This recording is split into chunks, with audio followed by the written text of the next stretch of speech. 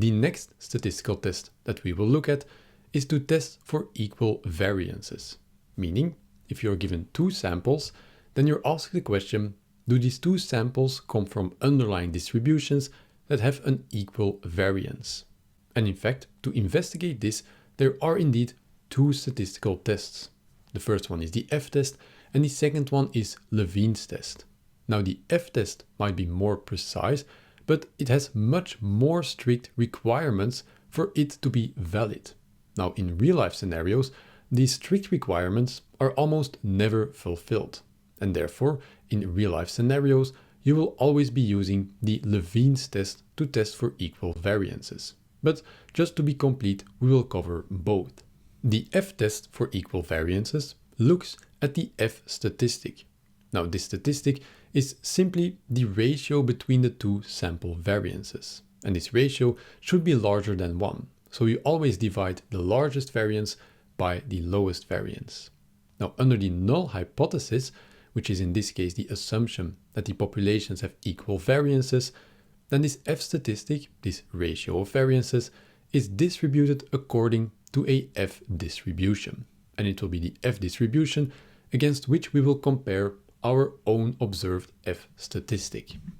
Now, to get the p-value for the F statistic, to test for equal variances, there are basically 4 steps that you need to go through.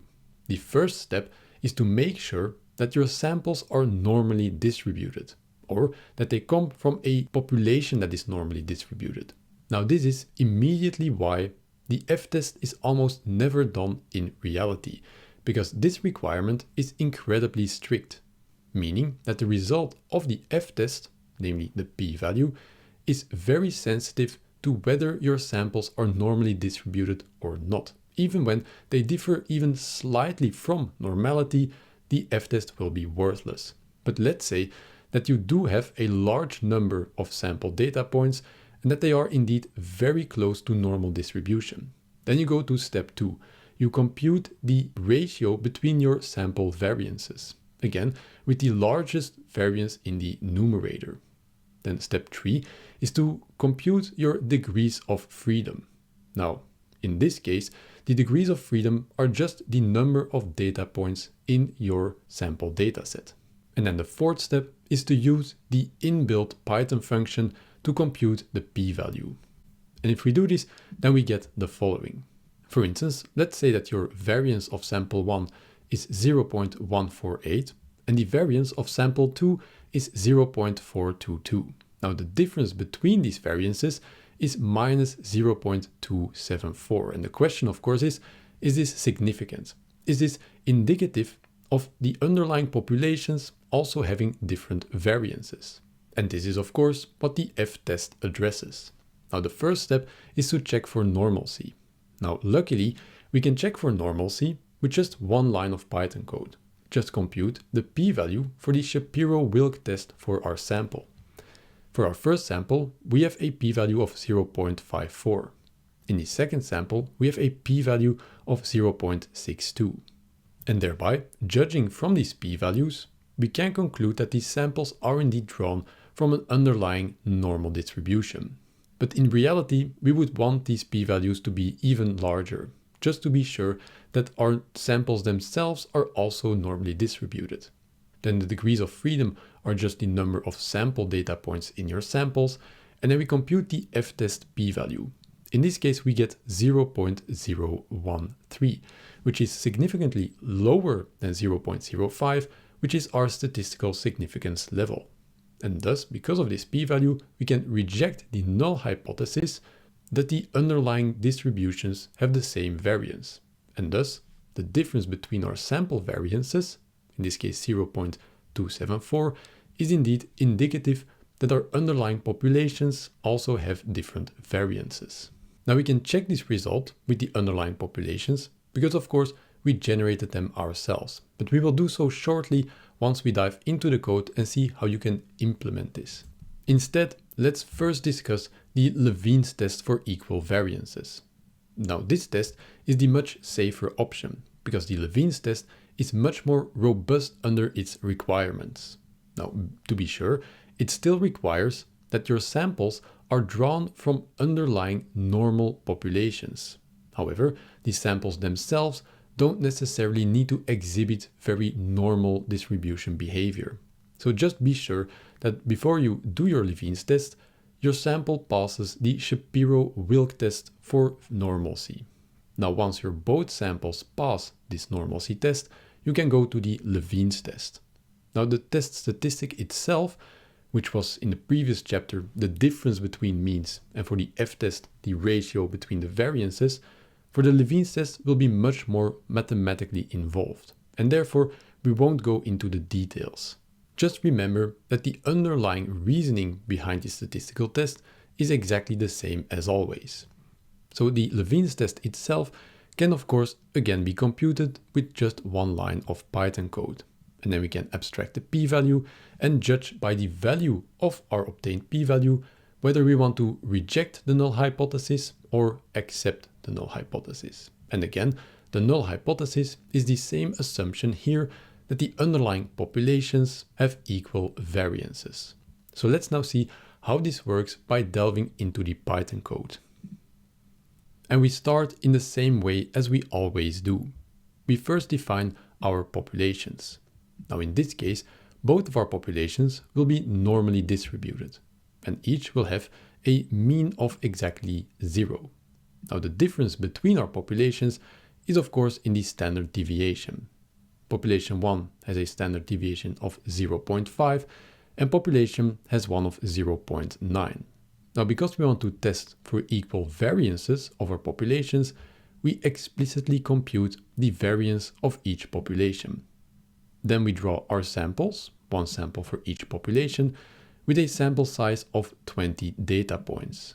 And then for each of our samples, we compute its variance, because based on these variances, we will see if we can deduce the difference in variance of the underlying populations. The observed variance difference is variance 1 minus variance of sample 2. And then we get to the actual tests. So the first test that we want to check out is the f-test. Now here, the normal condition is very strict.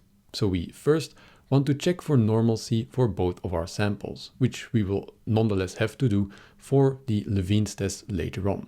So Shapiro test 1 is stats.shapiro of sample 1. And to get the p-value, we take the element at index 1. Then the same can be done for sample 2, and this gives us the p-values for both of our samples concerning the normalcy of the underlying populations. And we want these p-values to be as high as possible for the f-test. Then the second step is to actually compute the f-statistic, which, remember, is the ratio between the two variances, with the largest variance on top. So the f-statistic, which we'll just call f, is equal to the variance of sample 1 divided by the variance of sample 2, if of course the one of sample 1 is larger than the one of sample 2, and otherwise we flip these two around. The next step is to compute the degrees of freedom for each sample. Now this is very easily done. We just take the length of sample 1, which is of course the sample size, and we subtract 1. Now why these are the degrees of freedom and what these degrees of freedom actually are have their mathematical underpinnings. But unfortunately, we will not go into detail about these mathematics in this course. So the same we can do for sample 2. And then we actually compute the p-value. We can do so by simply typing stats.f.sf. We give it our computed f-statistic, the ratio between our sample variances, and we also provide it with the degrees of freedom for sample 1 and the same for sample 2. And this provides us with the p-value for the f-statistic for equal variances. Now, as I said before, your best choice is always to pick the Levene's test over the f-test, just to be sure that your result is a very robust one. And the Levene's test is performed quite straightforwardly. So we have Levene's test is equal to stats.levene. We provide it with sample 1 and sample 2, and our work is done. Now to abstract the p-value of the Levene's test, we just look at the element at the first index. And this will give us the p-value of the Levene's test. Now we can run this cell and scroll down to see its results. So let's see what we actually get. We first look at our print statements. The variance of sample 1 is 0.124, the variance of sample 2 is 0.474, and the difference in variances is minus 0.35. And this difference in variance is indeed in line with the difference in variance of the underlying populations. However, the question, of course, is this significant? Can we, from this result, deduce a difference of variances of the underlying populations? The first thing we checked was for the normalcy of both the sample datasets and their underlying populations. Now, this normalcy is incredibly important for the validity of the F-test, but it's also a requirement for the Levene's test, but just less so. Now, to check for normalcy, fortunately, we now know how to do this in one line. We just computed the Shapiro-Wilk test p-value. For sample 1, we got a p-value of 0.16, and for sample 2, we got a p-value of 0.26. So both p-values allow us to conclude that the underlying populations are indeed normally distributed. But as I said before, these are quite low for the standards of an F-test. And therefore, the resulting p-value of the F-test will need to be taken with a grain of salt. So the p-value for the F-test, we got 0.002. But also for the Levene's test, we got a very low p-value of 0.007. And therefore, both of these p-values allow us to confidently conclude that the variances of the underlying populations of our samples are indeed not equal to each other. They are indeed different. Now, of course, this is still statistics, so if we run this cell over and over again, then perhaps sometimes, such as this case, we will see a p-value for the Levene's test that is larger than 0.5, and thus we cannot conclude the difference in variances of our underlying populations. But this is what we expect from statistics. The way to make this more robust, as always, is to get sample data sets with more sample data points. And again, I highly recommend that you run these cells yourself and change these parameters just to get a better idea of the different scenarios. Thus, in a nutshell, if you are indeed given two samples and you have to check for equal variances of the underlying populations, you have to do the following, which is very little, basically. First, you need to check your two samples on normalcy. Do these samples come from an underlying normal population? And also for the Levene's test, this is very important. And then you simply compute the p-value for the Levene's test. So indeed, after just 4 lines of code, you've done your work and you are ready. Then you can just compare the p-value with your specific statistical significance level. Now, the rest of the code in this cell actually covers something that we already did in the previous lessons. Namely, it shows that sometimes you will get a non-representative sample, and thus you will get to a wrong conclusion even though you did all of your statistics correct. And we will not go into this code at all because we've already did so in the previous lesson, and in fact the procedure here is identical to what we did in the chapter on the central limit theorem. Basically, we just generate a lot of samples. There is, however, one more thing that I want to draw our attention to, which is a box plot. Now, a box plot allows you to visually look at the spread of your two sample data sets. So let's see what it actually represents by going back to the slides. This box plot for each of your two samples shows the spread of your data by means of this box. Now, what does it represent? The actual box itself contains 50% of all of your data, with the 50th percentile or the median indicated by this colored line right here. Now, these whiskers indicate the largest data point that falls within a range of 1.5 times the height of this box. And thus, in this way, the whiskers and this box indicate the spread of your data. These whiskers indicate possible outliers, and this box indicates the spread of 50% of your middle data. Now, comparing these two boxes, we see that our sample 1 has a larger spread in data, or at least it has further outliers. Now, what's important to realize is that this box plot cannot be generalized to the entire population.